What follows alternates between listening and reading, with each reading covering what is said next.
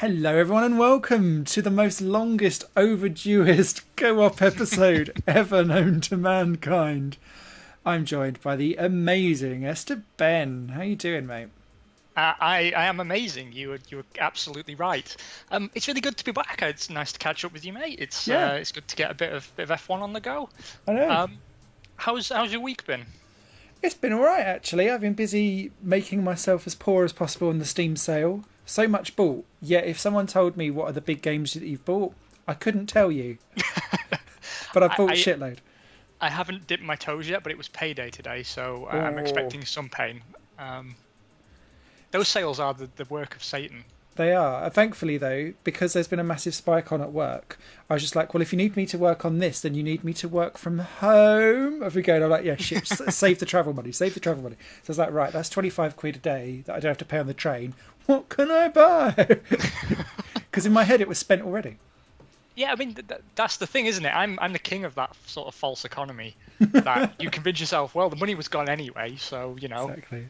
Can't take now it it's with you. Unexpectedly here, might as well spend it anyway. Exactly. I shall drown my coffin in Steam achievements and I'll know that I'll be dead happy.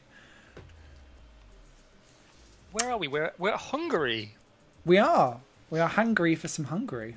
I'm quite handy here, which is good. Yes, although you sound like you may be slightly shoehorned into a Verstappen-esque mechanical problem.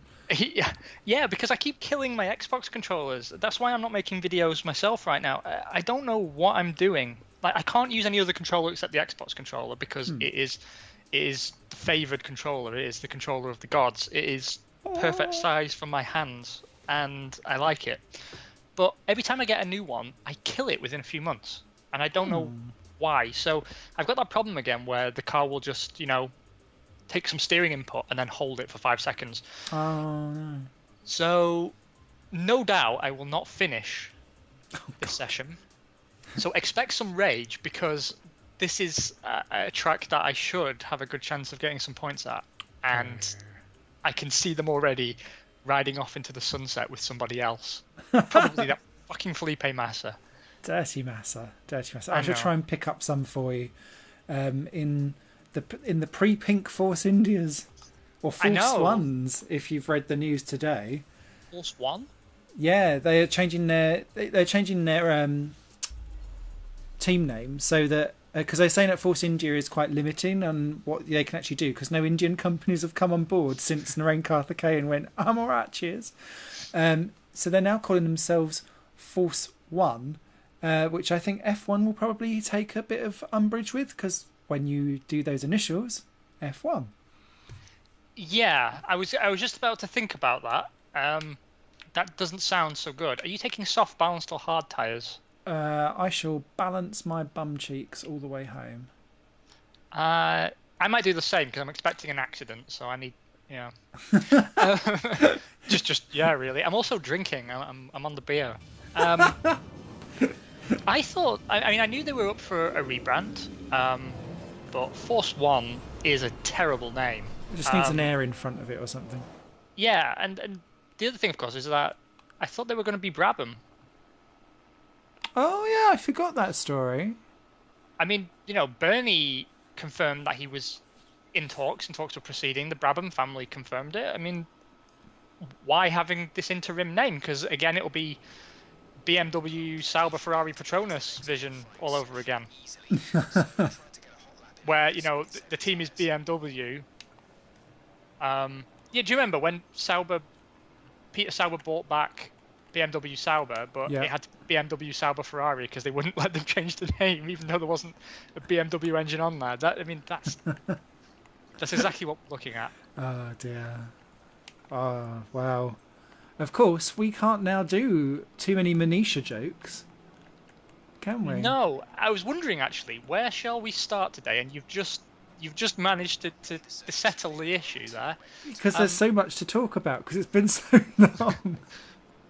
I know, and it's another season that we're not going to make it to the end, but we are over halfway through, which is pretty good. We are, and we can do like a final spurt, I'm sure, and try and get as close to the end as possible. Yeah. I mean, I did enjoy 2014 when we finished it. I felt a huge sense of achievement. Anyway, on to Manisha, which, by the way, we called like an hour before it happened. Yes, we did. We was on Facebook, weren't we? Going, what the hell is she talking about? What was it? You'd shared an article with me where she was basically talking about let's just not do anything to do with technology in F1 at all. Yeah, well, what she was saying was that I want open scrutineering like they have in IndyCar. But the reason it works in IndyCar, Manisha needs a job, is because all the cars are technically identical. Yeah. So open scrutineering is a necessity because, first of all, teams have nothing to hide. And that's the whole point. Like, you're supposed to be able to look at the cars to see that they're not doing something they shouldn't be doing. Whereas in F1, teams spend a lot of money hiring personnel to come up with, all their weird little tech secrets that, deliver success. Mm-hmm. Why would anyone hire someone like James Allison or Baldy himself if anything he comes up with is immediately copied by teams who aren't paying his salary? It was the single stupidest idea I have heard in a very long time, especially given that it came as it did, a few weeks after the fan survey for this year found an uplift in support for the statement F1 should be the pinnacle of technology.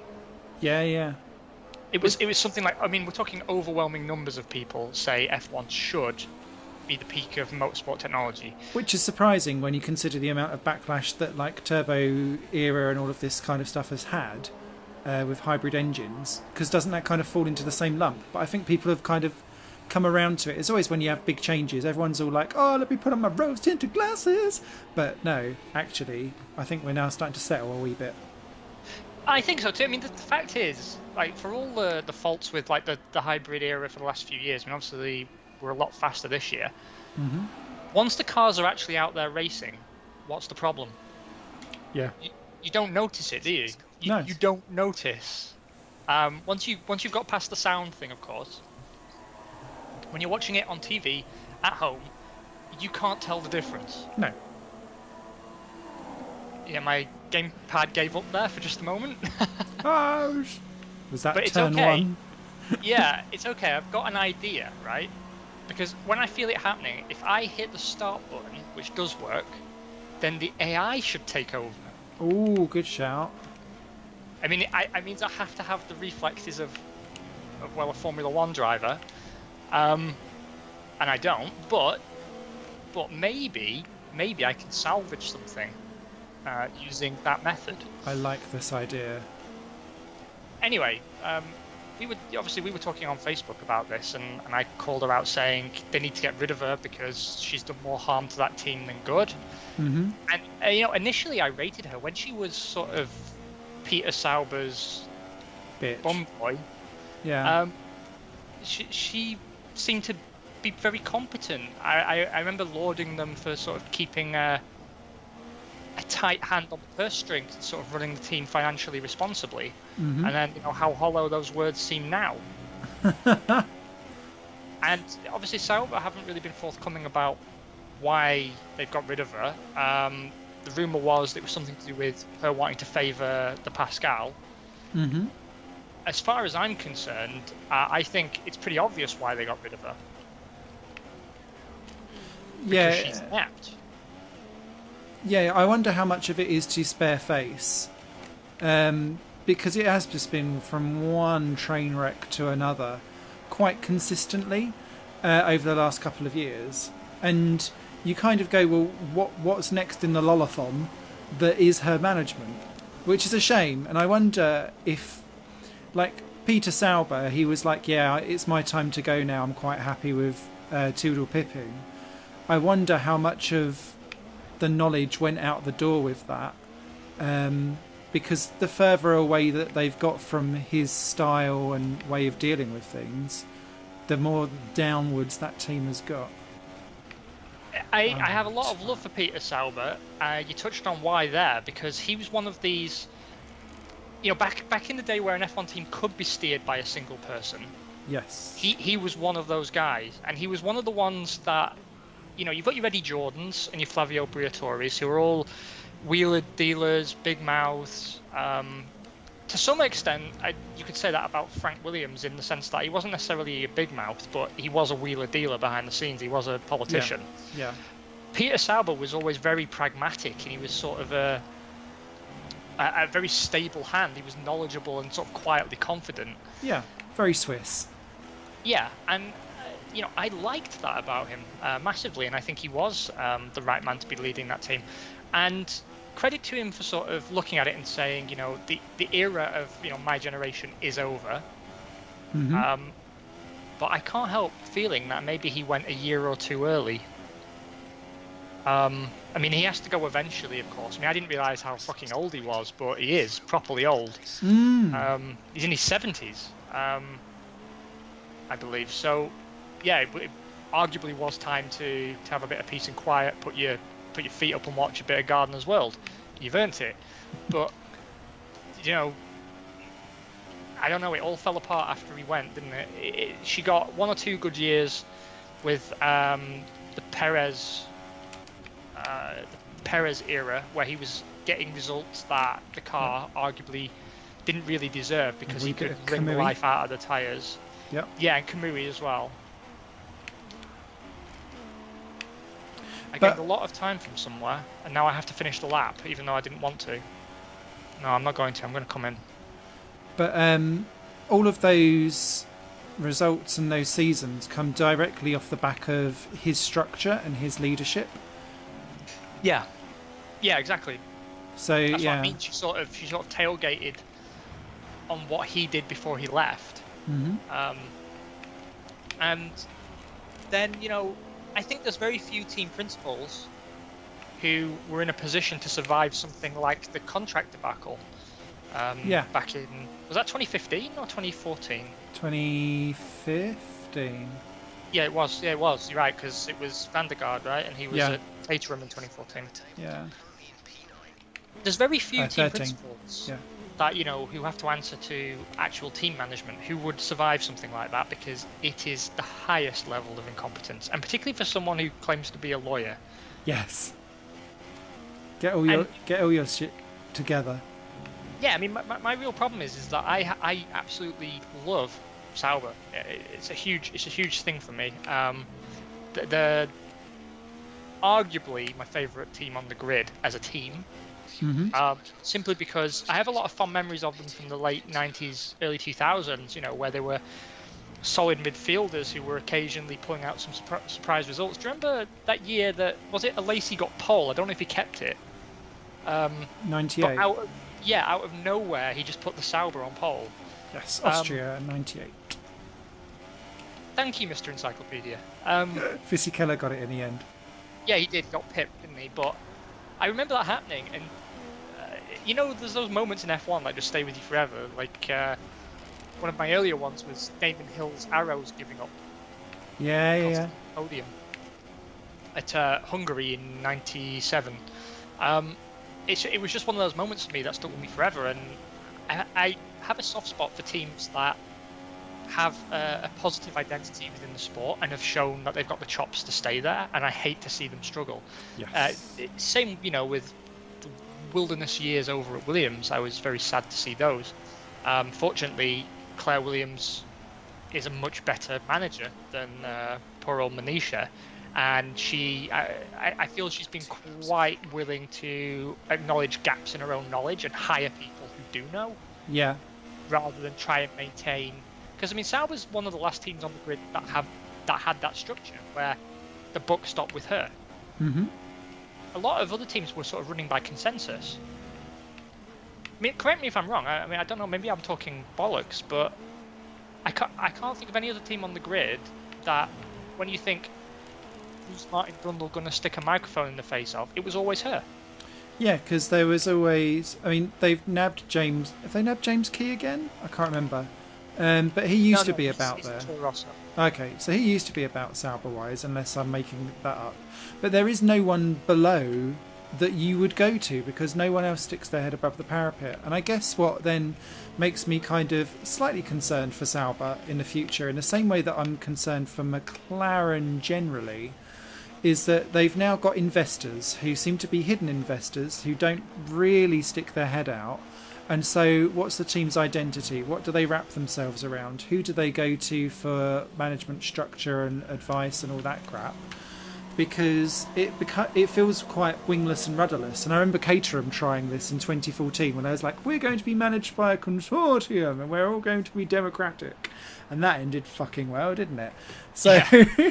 And to me, like this Longbow Finance Company, they want Merrickson. I love your little wording for that. It's good, isn't it? It will catch on. They want to push Merrickson. They're not really bothered about Princess Pascal, who's pulling out results. Although, to be fair, Merrickson is chasing him quite hard, in my opinion. So, does this then become like Swedish or Nordic F1 or something like that? Where do they go from here? Because they'll only prop it up for a little while, same as what Sainsbury's did with Manor. And then when they didn't become viable for the next season, where does Sauber go? And McLaren will be in the same boat unless they can make themselves profitable again without Honda. True. I mean, McLaren, though, were in a stronger position because the car company, the parent, the mothership is doing so well. Yeah. That they can tough it out for a few more years yet. But, even McLaren have that structure where you've got, Zach Brown at the top now, who you can speak to, but there's also Eric Booyah. Booyah! He's kicking around. I don't know if you've noticed, but Ferrari have started putting Jock Clear out there as someone for the media to talk to, aside from Maurizio. Renault, you've got Frederic Vasseur, and you've got the other bloke, Cyril Abiteboul. Yeah, and one of the tech guys at Renault talks to people quite a bit. And Williams, they've got Paddy Lowe and Big Rob Smedley. Oh, Smedders. I know, I love a bit of Smedders, me. Like all the teams are having this, they've realised they've become too big to be run by a single person with all the power concentrated in them, because one person can't possibly run everything correctly. And I do think Sauber suffered from that. Less so since Longbow came in, I guess. But they have been slow to sort of appoint people to key positions. Yeah. Although I hear that our old mate and professional dentist Colin Collis is coming back to run Sauber. Please no. Yeah, whenever I hear his name, I was like, no, he's a dentist. He is a dentist. That is a fact. It just makes me sad on the inside. I think I'm going to have to go for another run, Yeah, me too, which I didn't want to. No. And that means I'm going to have to use super soft tyres. The ones for Q2? Yeah. That's okay. We'll be okay. This just means... I'm going to go out on my scrubbed ones and hope for the best. Oh, okay. Actually, let me see what the time delta is. Controversial. We both need to get our middle sectors sorted. Yeah. I'm half a second slower than you in the middle sector, but I'm purple in sector 1. Or was, anyway. So it's just a hooking it all up, but... where I'm... If I use my my soft compound in Q1, it's taken away for Q2, right? I only get it in Q2 if I don't run it. I think so. I don't know. You're asking questions I do not know the answers to, sir. Oh god, I really don't want to use my Q2 tyre. I'm going to go for it because it's going to push me into a reverse strategy if I do actually get through to Q3. Yeah, I'm going out as well. Oh, a bit of tension. We haven't had tension in qualifying for a while. I don't know if you've noticed, but we've been qualifying rather well, you and I. I know, and it's because we're too busy chatting about actual stuff, I think, that we've kind of forgot to drive again. And of course... go for it. No, I was going to wrap up the Sauber conversation there. Yes. I want to move on. I mean, obviously we've got a lot to talk about from Azerbaijan, but I was going to save that for the race.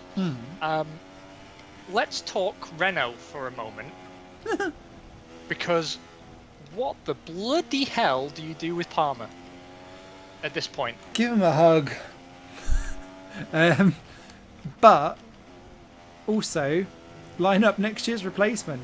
it's half 6 of one, half a dozen of the other, because that car seems to explode at every opportunity and have problems, and then when it doesn't, because he's got no track time, he just sticks it in the wall.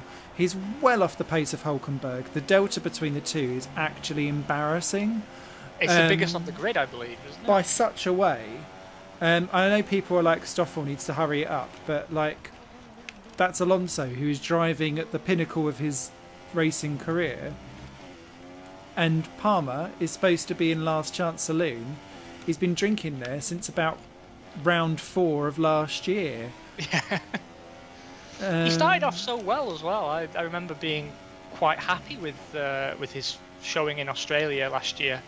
Yeah, and there's flashes of like mediocrity, but it's just it's so frustrating. And then I think what the problem is some of his press answers are now getting really, really pantsy and arsey. Did you see the really defensive BBC interview that he did? Yeah, he's we said it before, right? He's turning into a bit of a deraster. Yeah. Sorry, derager. Derager. I've started to lose sympathy with him, because he's like, we understand that he's had a hard time and the car isn't right and maybe it doesn't suit him. But the fact is that he's got to deliver. He has to deliver, and rather than raging about the team and the car, he needs to do something to get his head in the game. You know, it's not like he can't turn this around. Romain Grosjean, everyone thought he was out of the door, and then suddenly, you know, he went to see he saw a psychiatrist, didn't he? He saw a therapist who gave him techniques to stay calm in the car and to channel his focus.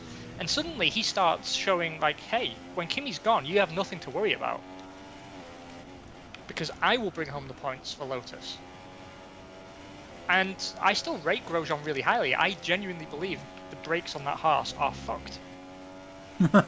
I trust his feedback. I really do. I think, obviously, the problem isn't affecting K-Mags, so it's something about how Romain drives. But the point is, I believe the problem is 11th. Nice. The problem is with the brakes and not with Grosjean. Anyway, we got off topic there.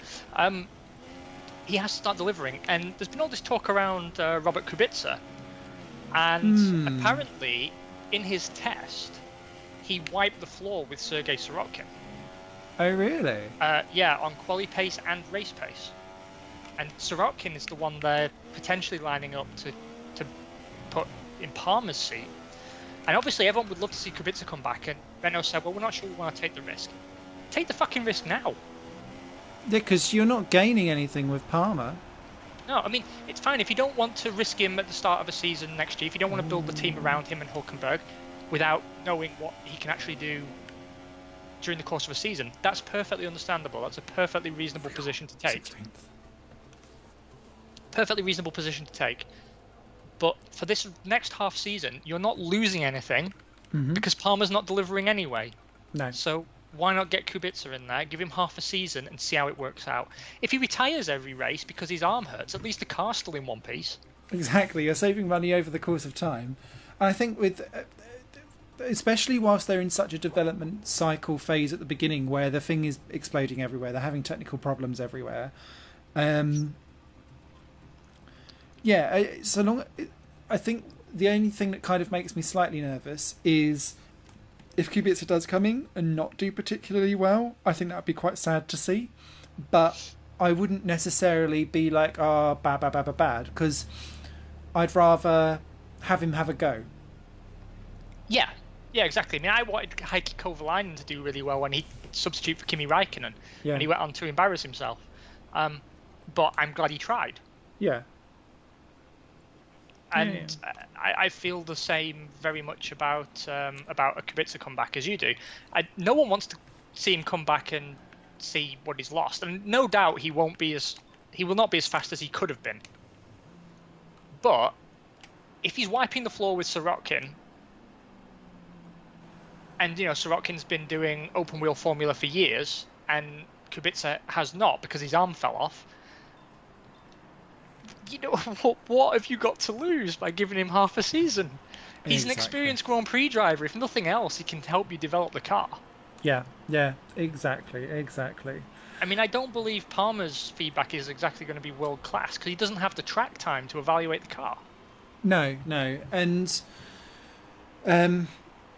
he's not doing himself any favours. I don't know how much money he brings in, courtesy of Daddy, but it can't be enough. He doesn't, actually. What he brings in is free track time at the track his father owns. Ah, okay. And presumably that has quite a high cash value. But still, the team is there to get results. And it's a team that it will get back to winning championships. That's why I think it's such a good place for Hülkenberg to be, because I really want him. He deserves a title eventually. I mean, he's driving his heart out as well at the moment. I felt so bad for him in Azerbaijan, but we'll get onto that when we're talking about the race. Yeah. And the fact is, Hülkenberg, again, another new team, out of the gate, is extracting more from the car than is arguably there. And he doesn't, that's the thing as well, he doesn't have to be on Hülkenberg's level, but he has to be close. Yeah, and 1.5 seconds off every fucking session is nowhere near. I can't think of a gap that huge for such a long time between teammates. No, I mean, you're probably going back to UGE day. Yeah, you are, because even like people would bitch about, I don't know, Yamamoto, or even when Chandok had like a lap on his debut, he was still within a second of Senna, and you just kind of go, oh, come on. So yeah, it's terrible, and I don't. There's talk of him not being there when the summer break, when after the summer break. At the minute, with the way how it's going, it can't come soon enough because it's a real shame, and it's a shame also, I think, for Formula 2, because it's yet another person who wins at Formula 2 who is was side saddled for a year, as is Gasly at the moment, and then you've got them not performing when they get in again, and then you've got people from like Formula 3 like Ocon coming in, GP3 coming in and coming fine off the bat, and you kind of go, come on, GP2.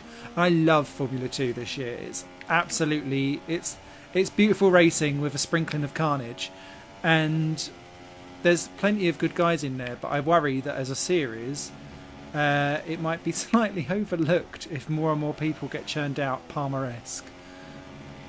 Yeah, I agree completely. I mean, I still think people coming from F2 and GP3 are still, they're coming from a formula that was designed to feed into a formula that doesn't exist anymore. Yes. And that's going to segue us nicely onto Van Dorn in a bit. Ooh, yeah. Actually, while we're on that, where did Merrickson come from? He was GP2. Yeah, I thought so. And let me tell you, just to nip back to Sauber for the briefest of moments, I'm starting to really feel that Merrickson has what it takes to be around for a good few years more. Ooh. No, I do, because, yeah, he's probably not as fast as most guys on the grid, but he's as fast as he needs to be, and he comes with a lot of money. Like, he doesn't disgrace himself. He wiped the floor with Nasser, who was very highly rated when he came in. Exactly. And who had beaten him in lower formula as well. And he's not disgracing himself against Wehrlein. No, I don't think so. He's supposed to be hot shit. So, yeah, I don't know. It's strange. I rate him. I rate Van Dorn. I don't rate Palmer, obviously, because I don't think he's done anything to warrant it. No. Even though he has won in the lower formula. Van Dorn, let's get on to him. I was going to say, what do you think? He's a bit of a mystery to me, because he managed to drag points out of a McLaren Honda before now, and then this year he's never really on it, is he?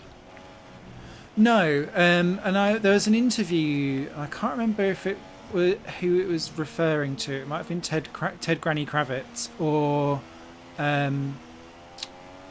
Will Buxton, where they were basically saying that Van Dorn is currently in the middle of changing how he brakes for a corner and turns into a corner, because how he's managed to win everything in the lower formula does not work in this category. And that comes right back to what you were saying about categories being set up for what a formula no longer is. And so he's having to fundamentally redesign how he drives, and it's taking time. He's getting there. I don't think he's been disgraceful against Alonso. I think it's just been a bit meh, because you can't kind of see. I guess for me, it's yet another one of, is Alonso fucking amazing, or is Van Dorn underperforming, or is the truth somewhere in the middle? And I guess if you're trying to redesign how you break into a corner, and you've been doing that same thing for like X amount of years, it's probably 6 of one, half a dozen of the other. True. I think you're probably right there. I mean, Van Dorn's in a good position anyway, because he's not going anywhere. No. He's sealed in there. He's got this year to figure it out while the car's crap, and I still think he'll come good. Whereas Alonso, I think there is a Fernando-shaped hole in the side of the technical centre. God knows where he's going to go. That's, this year, once we get to the summer break and silly season starts, there's a lot to discuss this year, because I can't believe either that Big Popper Verstappen is going to not be trying his hardest to get Max out of that Red Bull contract. What to go to Ferrari? Yeah, or Mercedes. Yeah, I his loyalness is about as loyal as I am to a leaf of lettuce. It just won't happen. And they'll jump wherever, especially with the retirements that he's having this year. And like when you heard it on the radio at Azerbaijan, where it's like, here we go again. I just think, oh, I see where you're coming from, but stop being a petulant little wanker. But he's annoyingly able to then follow up with talent that gets results, and so he can afford to be a wanker. Yeah, of course he can. I mean, I've got a Dutch friend at work who's obviously a big Verstappen fan, and we always clash a little bit, because I maintain that at this moment in time, Ricciardo is the driver I'd rather have. I'd agree with that. I still think ultimately, 5 years from now, Verstappen will be the one to put your money on. But as of this moment, Ricciardo is the better driver all round. Agreed. And he was saying that, do I think Verstappen will be at Red Bull next year? I said probably he will be, because it's so legally difficult to get out of a Red Bull contract. But looking at the face of Jos the boss, I mean, Jos is just as petulant as Max. And going into the season, everyone and his mum thought Red Bull would actually be the ones to crack the formula, and I don't know where that came from. Do you know where that came from? Because usually people are right when the majority of an opinion says next year this team is going to be the one to beat. It usually turns out to be that way. It's the Adrian Newey factor, and then the fact that Newey didn't actually really design all of that car, I think then kind of made everyone go, no, but it's too late by then, maybe. Maybe. I mean, it's going to be an interesting silly season, because we've been saying it for years, but I think Kimi's on the way out. Bottas, I think, has probably done enough to secure his Mercedes seat, and I'm sure Lewis will be arguing for him to stay there. Yeah. But whether he's been consistent enough for Mercedes to be totally happy, I don't know. He's still making the odd blip, but I don't know. I think he's definitely good enough for that seat, but whether they're prepared to extend his contract, who even knows? I think with Mercedes, it's very much around what do they want? Do they want someone with a slightly better performance, but therefore jeopardise team, not morality, like happiness? You know what I mean? Yeah. Like atmosphere. Because everyone's like, oh yeah, let me all skip in the daisies and run around like little fairies and happiness. And it's because one's not challenging the other. And Lewis is busy on the radio, like in Azerbaijan, going, oh, where's Valtteri? Where's my friend? Where's my backup buddy? And then when he's ahead, he's like, can you tell Valtteri to slow down, please? Please, friend. I'm sorry, friend. that now in my head is going to be forever the Lewis Hamilton voice. Whenever I read quotes from him in Autosport, I'm going to read it in that voice. # blessed. Formula friends. I love it. See, it's so annoying because you kind of just... I can see where the team thing comes in, but that is basically forcing a number one, number two without actually having it. And they may have to go that way that year if they're going to do a Vettel versus Hamilton for the championship. But I don't know. I can then see Bottas becoming permanently emo for the rest of the season because I've yet to see him really happy in an interview apart from when he won. Well, he's on the verge at the moment. He's on the doorstep of becoming a Rubens Barrichello, isn't he? Yeah. But to be honest, like listening to him speak, I don't think he's necessarily got anything against that, um, which makes me a little bit sad. I would have tipped him, in his early Williams years to eventually come on to do a Mika Hakkinen and out of nowhere start picking up titles. Yeah. But the fact is that I think he's arguably good enough to get another year. I don't think he'd get a long extension, and I'm sure Lewis's vote will carry within the team. But I agree with what you're saying, that what they want is someone good enough to always get that second place, and he isn't. No. At the moment. And if someone like Max was on the market, do I believe that Toto wouldn't snap him up? No. And then, that allows us to pivot back to, what the hell is going to happen to Fernando? I mean, I could actually, in my heart, see him going back to Renault, but I still think that would be a bad move for him because I don't think he's got enough years left in his career as is needed to get them back to winning championships. No, and I think the other worry that I have with... Well, there's a couple of things that I'm thinking of that might be an issue. So the first one is apparently he's already said, my future is already decided. I don't know what that means. Does that mean that because McLaren actually scored some points, he's decided to commit? Is that because McLaren have finally negotiated out of Honda and are going back to Mercedes engines, so he'll stay because fundamentally the chassis is meant to be all right? Does that mean that after the summer break Jolyon Palmer will not be there and he's off to Renault, or is he going to have a good time going around ovals in IndyCar? Well, he did say on a radio interview, someone asked him, are you going to go to IndyCar permanently? And he basically said, fuck it, why not? I don't know. I mean, I'd kind of be sad to see him leave McLaren, and I'll also be sad to see Honda leave McLaren. Or McLaren leave Honda. Because I think we need another viable engine. We do, and that engine is not going to become viable as a Sauber customer engine, is it?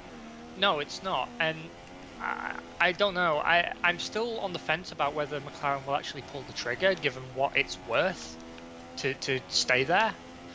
And I believe it was like a 10-year deal. So yeah, it goes through to 2025, I think.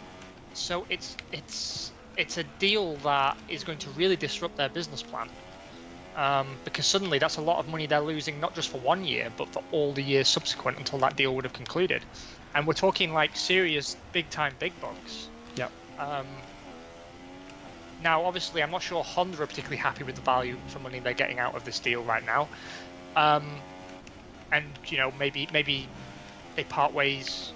If it wasn't for the fact Sauber have taken them on, I could have seen at the end of the year them to mutually agree to part ways and for Honda to sort of buy out of the contract. Yeah. As it stands now, they're not going anywhere, at least not for a year.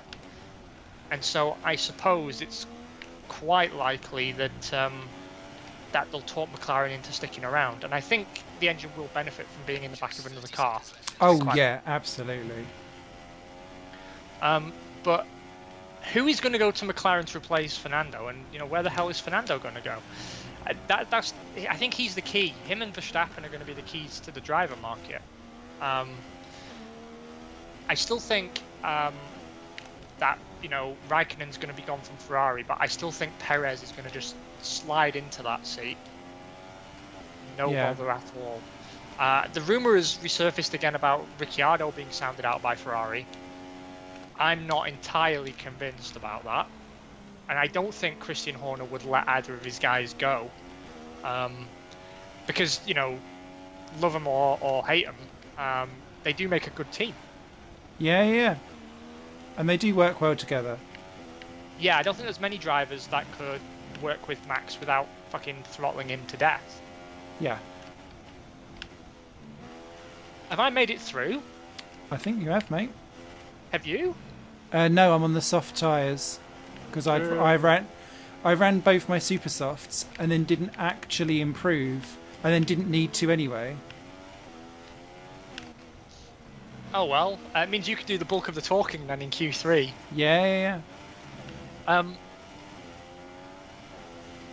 But also, Grosjean has been tied to the Ferrari seat, and that's part of the reason why he ended up at Haas. I mean, that's another guy. I don't see him doing another year at Haas. I mean, it's killing his career. Yeah, it's kind of glocked him, hasn't it? Yeah, he's on lockdown.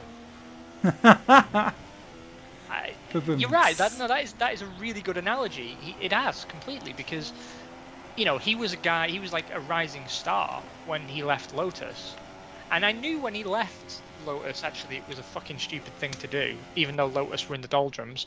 Yeah. Because new teams very rarely work out, and it's fair enough they had a good year last year, but I think they've been very anonymous this year, and I don't know why the press keep talking about it as if it was a year of achievement so far for Haas, because they've got a fraction of the points they had last year, and whenever they do get points, it's attrition based. I don't know, because there's fundamental speed there. The problem with Haas is that they don't know why they're fast, and that's the same problem as last year. And so things work, and then they're like, yay, and then things don't work. And unlike, I don't agree with that necessarily. Because they've never always been a threat for Q3. They also, on race pace, seem to be even worse. I mean, I know K-Mags was running third at Azerbaijan, which we'll get onto again once we talk about the race. Yeah. But how quickly did he go backwards once other cars, got out of the way of trouble? Mm. I mean, he was 13, 14 seconds off the back of Stroll in a Williams. Mm-hmm. And that was the closest he ever got to the back of that Williams. That, to me, is not encouraging pace. He was there because of the safety cars, because of the debris, and because so many cars were out. Yeah. I don't rate Haas's year at all. I mean, certainly they've been better than McLaren or Sauber, but I think Renault have had a better year than Haas, personally. Oh no! Well, I'd say Renault have got two legs and they're straddling Haas because Palmer's like limping along like some kind of special. But then I wonder if I think better of Haas's year because I think Toro Rosso has generally been quite has been really flat for me. Toro Rosso season. They have actually.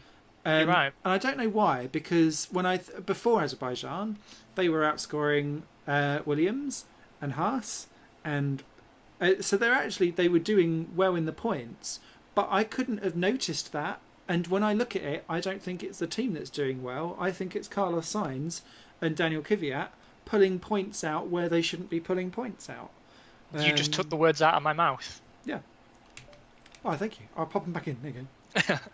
I mean, that's the other thing, Renault wanted Carlos Sainz to partner Hülkenberg. Is that still an option? I mean, I can't imagine Sainz is going to sit at Toro Rosso much longer. No, because they've got Pierre Gasly. They've now bottlenecked. After Pierre Gasly, they've got like a couple of years, I think, before they have to think about who we're going to chuck in that car next. Because there's a bit of a gap, I think, in talent and time and pace. But then after that, you've got the issue of we're going to have to let one of these four go or promote someone if one of the top two leaves, which again hinges on Raikkonen, I think. And who do you have in mind for the Ferrari seat? Perez, Ricciardo, or Sainz? Sainz, that's an interesting call. But I agree, actually, he would make a good Ferrari driver. I think he'd need to calm his temperament down a little bit. He's got that Jean Alesi quality where I just kind of think I get slightly hard and wet watching you drive, but also know that it's not going to end with all your front wing intact. Which is slightly awkward and annoying. And I don't know if this year, I think where Kvyat seems to have not had a nervous breakdown, he's driving quite well when the car's working, which is quite nice to see because I was genuinely concerned for his well-being. We were on Kvyat watch, weren't we? Sorry, go on. Yeah, no, go for it. I was just going to say we talked about him being sort of a Frentzen or a Trulli, which is I'm really good as long as you don't look at me. Yeah, and then it all goes to naught straight after. Can't do. I always feel like when I'm watching him drive, for him, it's like, watching him masturbate. It's he does his best work when you're not there. Excellent. Yeah. Too true. That has sent my mind off on a tangent now, which I should try and return back from. But yeah, and I don't know why, but I equated the gorgeous livery of Toro Rosso of this is going to be a good year, and I don't know why the two correlated in my mind to me. To be honest, you weren't alone with that, because I mean they and Mercedes were the only ones to have that suspension design, right? And some aero elements. And the big story at the start of the year was, James Key and the guys at Mercedes. I don't know who designed the Mercedes actually this year. They've been on the same track. They're thinking the same way. Mm-hmm. And I found that personally, a little bit exciting, because I've got a fondness for Toro Rosso. I used to hate them. I absolutely hated them at one point. Oh yeah. I thought they were a completely pointless addition to the grid, and they killed Minardi. I mean, I wouldn't mind if they were a Red Bull team and still called Minardi, but the fact that they, in particular, refused to keep the Minardi name and have that horrible livery for years, the graffiti-looking one. Mm-hmm. I absolutely hated them, but these days I've got a soft spot for them, because they've started to be a little scrappier, and they've started to show that, we don't care what the mothership says, we're going to try and challenge them on occasion. We're going to get in the way a little bit. Yeah. No, I agree. And it's. But actually, when you look at like their points and how they're doing, actually Toro Rosso haven't done too bad. But I feel like it's through more driver judgment than car and team judgment. And Franz Tost is such. I swear, if he was set out to war, there would just be World War III. North Korea would have worries. If with that man out on the loose, he's a nutter. He is a scary man, isn't he? Didn't he punch? Who did he punch? Liuzzi? Possibly. I think he punched out Vittorio Liuzzi in the pit. Oh, I totally just balls that lap. I lost 3/10 through that chicane because I bounced off the curb. So I'll back off a little bit, enabling me to talk some more. The problem with Kvyat is that his card's marked, isn't it? And I don't know where, even if he does really well, I don't know where he would go afterwards. Whereas Carlos Sainz, because he's not been tarred with that drop down, almost in a similar way to how Perez was when he was dropped by McLaren. But the difference was that you kind of, with McLaren, it felt like that team was in a bit of free fall anyway, so he was able to kind of play off all different things going on. Whereas with Kvyat, it was I'm going to basically just shovel 10 tons of shit on top of you and hope you drown. He's come up the other side, and he's actually, I have more respect for him now, because he's being nice and normal and mentally stable. But if Pierre Gasly ends up in that team and Carlos Sainz is the man that's chosen to stay around, I don't see anyone else picking up Kvyat. Whereas if it was the other way round and Sainz was jettisoned, I could see plenty of teams picking him up. I've just had a thought, and you might not agree with this. And I've just lost 3/10 in that chicane again, so I'm going to come into the pits. Fuck it, it's done. When I think of Kvyat, I think like if Felipe Massa was abducted by aliens, Kvyat would make a pretty good Williams driver. Do you know what? Actually, that is because it is. They are slightly boring, businesslike. Yeah, I get it. I can see that working. They do like a cool, it's geeky driver, don't they? Oh, what the fuck did I do there? That was beautiful. Thank you. I tried to do my best work. I love that your steering wheel throughout all of that to the pit lane showed it in reverse. It wasn't reverse. My pad is that broken. No, he strikes me as a good Williams driver because it's that closed sort of family environment where they're very supportive of their drivers and they don't push them into the limelight too much. No, completely agree. I think he'd do really well there. But I mean, obviously, I think we're talking about a Massa Stroll lineup again next year at Williams. Yeah, I've been pleasantly pleased with how Massa has not been shit, which has been great. I don't know why, I just thought that if you'd mentally switched off, but clearly he hadn't. And I actually think he's done very well. I don't think he actually wanted to retire. No, I think he jumped before he was pushed. He was told, wasn't he? He was pushed, really, by Williams. Yeah. They said, it's time now, Felipe, baby. We've found a fetus. I remember Claire Williams in a BBC radio interview basically admitted to that. Yeah. That it was really awkward for her to call him up because she'd pulled the trigger on ending his career. But he obviously was raring to come back, and I don't know. He's one of those guys that you give him a lease of life, a new one, and he just seizes it with both hands, doesn't he? Yeah. I think he's secretly actually a cat. He will be fired 7 more times. Yeah. Felipe, baby, stay cool. We're bringing you the 9th life. He's no, he has impressed me this year as well, and I don't want to brag, and we'll get on to Azerbaijan shortly, but I have been defending Stroll as coming good eventually, and I think he's starting to. I don't want to judge him off the basis of one result, of course, but I did rate him, and I disliked a lot of the hate that was directed towards him, and he was very much in a Kvyat spiral as well. I think on that basis alone, Stroll and Kvyat would make excellent bedfellows at Williams. Yeah, we win together, we cry together.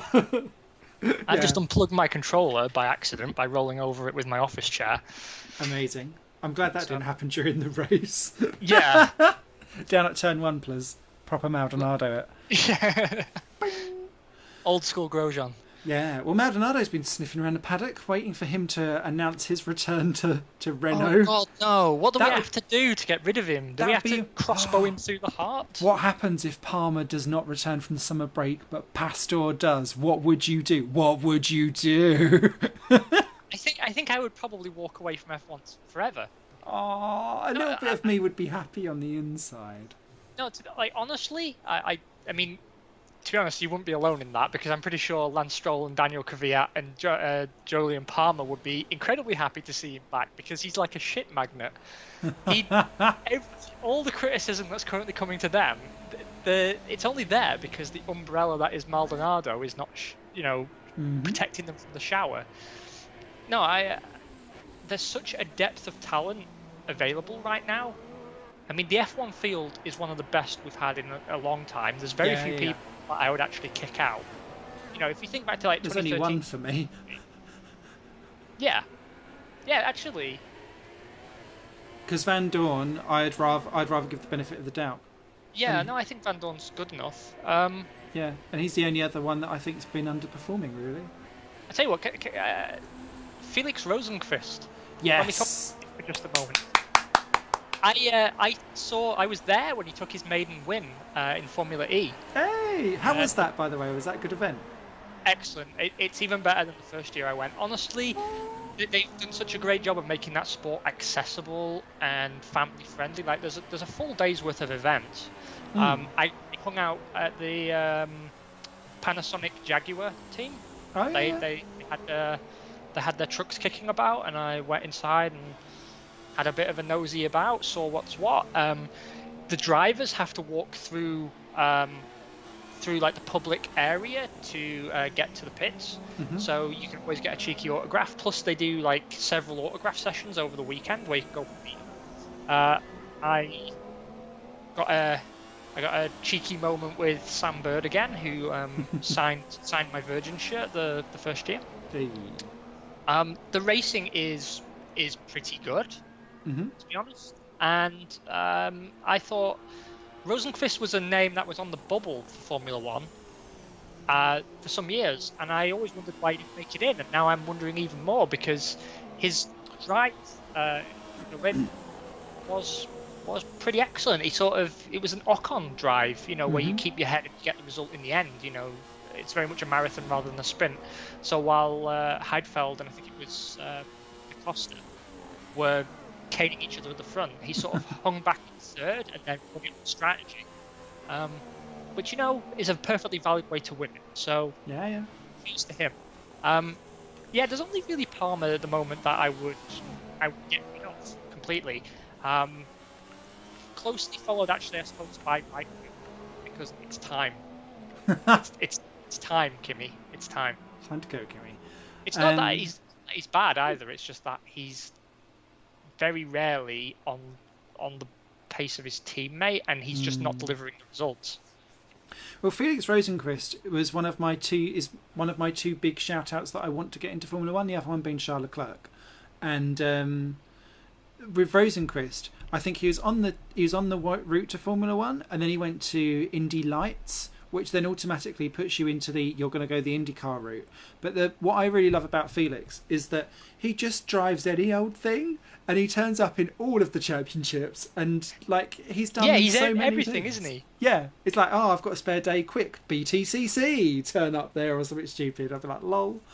But he's fast in everything, and that kind of makes you you can see the measure of the driver, because it doesn't matter what he's driving, he adapts to it, learns, wins, does well, moves on, or just juggles them all. No, I'd love to see him come in. I don't know. It's gonna be. I think we're gonna have a lot to talk about when silly season really does start, because all of these questions that we've had so far this episode, none of them are going to get an answer anytime soon. No.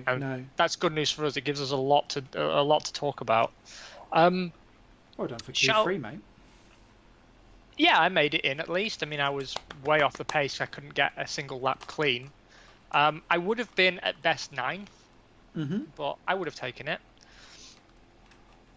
Loving that. Before we get on to Azerbaijan, I just want to touch on Force India again, if I may. Ooh. Team of the season so far? Yes. I mean, I would certainly think so. I mean, in a fat car, with a guy in his first rookie season, and a guy that, he's had some good years now, but like you say, he got dropped from McLaren in less than glamorous circumstances. I don't think anybody really foresaw him achieving what he has achieved at Force India. No. And they really are the fourth team now, aren't they, to be honest? Yeah. And it's interesting that seeing them in Q3 and battling around with the Red Bulls is now starting to become normalised and not a surprise. So that when they do have like the Azerbaijani moment or the Canadian Grand Prix moment, where you kind of go, what did they do that for then? It becomes more of a shock, because it's almost like they're still transitioning into being that type of team as well. But it bodes really, really well for them, I think, for the future. What with the water company sponsor on, all of the pink going on. Loving it. They are team of the season for me. I mean, I see now why everyone was rating Ocon so highly, because obviously when he was in the Manor, you couldn't really tell much about him in Formula One. But I see now that, it seems a bit odd saying this after 2 races where they've interfered with each other in different ways, but bad wording, I know. But the fact is that throughout the season, he's shown that he's not a Verstappen. He's not going to make the stupid lunges, and he's not going to try and win it at turn 1. He's a very measured, calm driver, and I think he's going to be incredible. I'm very excited to see where he ends up after Force India. Another thing as well is that he's a guy who's willing to serve his apprenticeship. Yeah. He doesn't. He's not there demanding to be. Well, look how many points I've put on the board. Boot Valtteri for me. He's not asking for preferential treatment within the team. He's quite happy to serve his time. I mean, he's gonna try and get past Perez, but he's not going to ask that Perez move out of his way, and I'm down with that. I'm down with that too. No, I completely agree, and I think how he is outside of the cockpit is very approachable and happy and jolly, and I imagine that's the kind of mentality that he brings into the team. And for me, it shows the chalk and cheese as to why that team specifically chose Ocon over Pascal Wehrlein, who may have the same amount of speed, but comes across a bit more prickly and I could see the clash now between how Sergio is and how Pascal would be if they were in the same team, and actually that Sergio and Esteban actually balance each other out quite nicely. I mean, I think you're right as well about the whole team finding themselves in this situation as something of a surprise. I mean, a deserved surprise, because of the way you hear Bob Fernley talk. I love Bob as well because he's so down to earth and he's really honest and forthcoming in his interviews. Yeah. And initially, at the early part of the season, he was saying, well, we've got two great drivers and everything. And at the time, there was a bit of a gap between Perez and Ocon.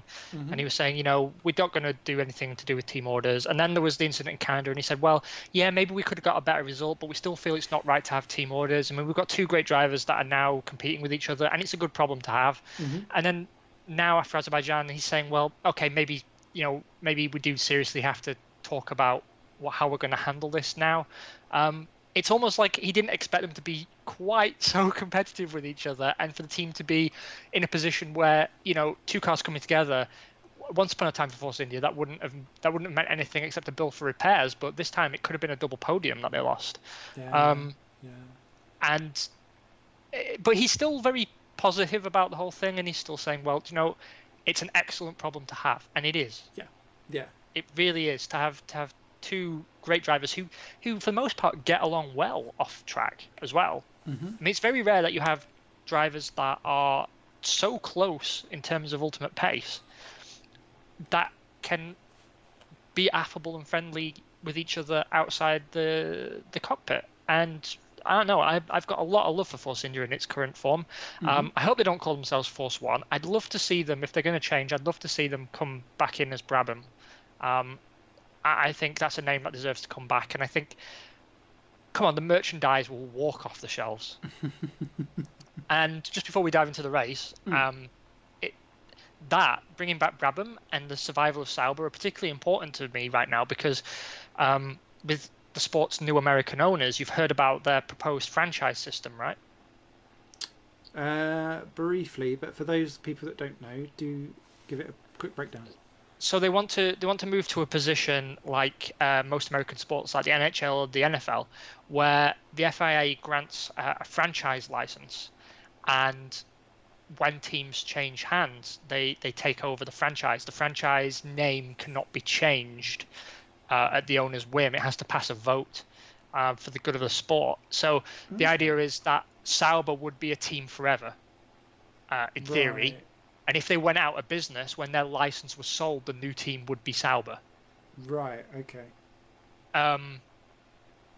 So the idea from their side is to try and get the heritage that you have with, football teams or American football teams or ice hockey teams, where, the owners of Manchester United, for example, have changed many times throughout the club's history, but the club is still the club. And that's what they're talking about doing. I don't think it's a perfect system, but I'm trying to look at it as a positive. I'm trying to see it as, well, this makes sure that Williams, McLaren, Sauber are always going to be around. I don't know how it works with works teams. I don't think someone's going to come but I believe it's like a two-tier system. So the privateers are treated as franchises, and then the remaining licenses are for works teams. I don't know, but they do want to have at least 12 teams on the grid, is what they're saying. Yes. And there's that rumour of the new Chinese team coming together, isn't there? And I believe under Liberty we can get back to a 12-team grid, which I think is the size it should be. Yes. And then they want to start having works teams and franchises. And part of me hates the franchise model. Part of me loves it. I think I hate it because it stops teams developing their own character and persona.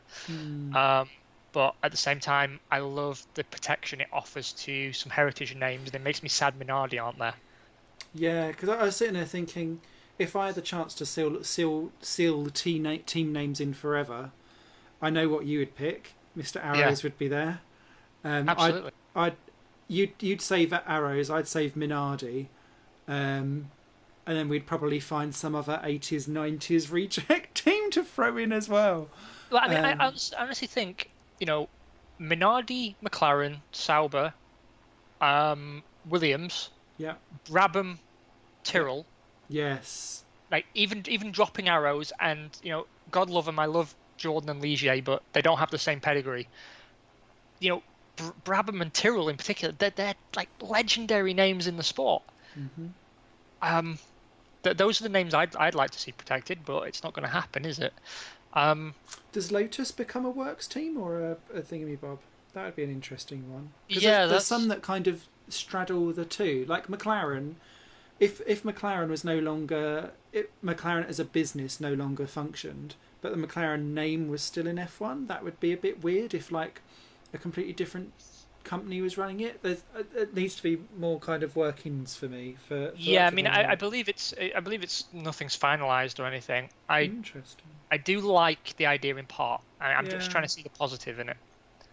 Cool. That's not actually what I thought that was going to be at all. So that was new to me. Thank you. Yeah, I didn't know. I'm glad I've subverted expectations. Yay! Shall we get on to race day? Yeah. What I'm going to do actually very quickly. Let's do this as a double episode header. So I'm going to stop this bit here so that we've had the pre-Azerbaijan kibbity-bops, and then join us after the bump, or probably tomorrow, judging by when these videos come out, and you'll have the Azerbaijan bitch up fest. Whoop whoop whoop. Unless we crash on lap 1, turn 1, and then we'll just Which stick we it will. at the end. Yeah. Bum. So let me just quickly F9 this. Say goodbye, by the way. Bye-bye. By the way.